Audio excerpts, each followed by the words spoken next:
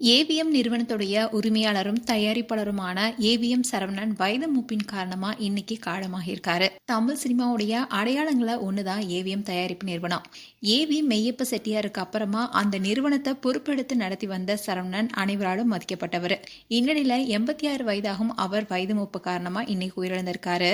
அவருடைய உயிரிழப்பு திரைத்துறையில உச்சக்கட்ட சோகத்தை ஏற்படுத்தியிருக்கு. கோலிவுட்ல எத்தனையோ தயாரிப்பு நிறுவனங்கள் இருக்கு, ஆனா அதுக்கெல்லாம் தடையாததுன்னா ஏவிஎம் நிறுவனம் தான். ஏவி மெய்யப்ப செட்டியாரால கடந்த 1945ஆம் ஆண்டு தொடங்கப்பட்ட அந்த நிறுவனம் ஏகப்பட்ட படங்களை தயாரிச்சிருக்காங்க.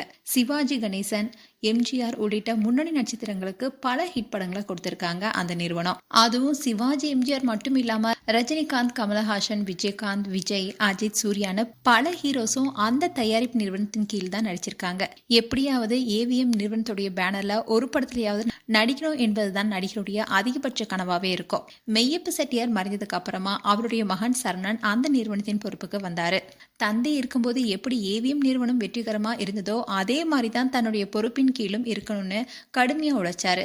அதன் பலனா ஏகப்பட்ட வெற்றி படங்களை கொடுத்து கொள்ளை லாபம் பார்த்தது ஏவிஎம் நிறுவனம். பல ஊழியர்கள் அந்த நிறுவனத்தை நம்பி வேலையும் பார்த்தாங்க.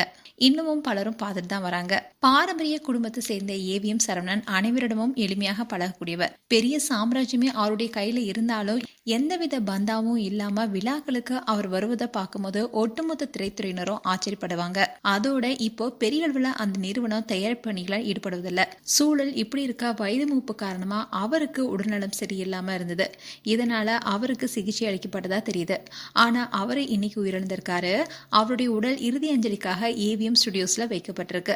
இந்த விஷயம் பலருக்கும் சோகத்தை ஏற்படுத்தியிருக்கு. அதோட திரைப்பிரபலங்கள் பலரும் போய் அஞ்சலி செலுத்துவாங்கன்னு எதிர்பார்க்கப்படுது. மேலும் எங்களுடைய ஆழ்ந்த இரங்கலை தெரிவிச்சுக்கிறோம்.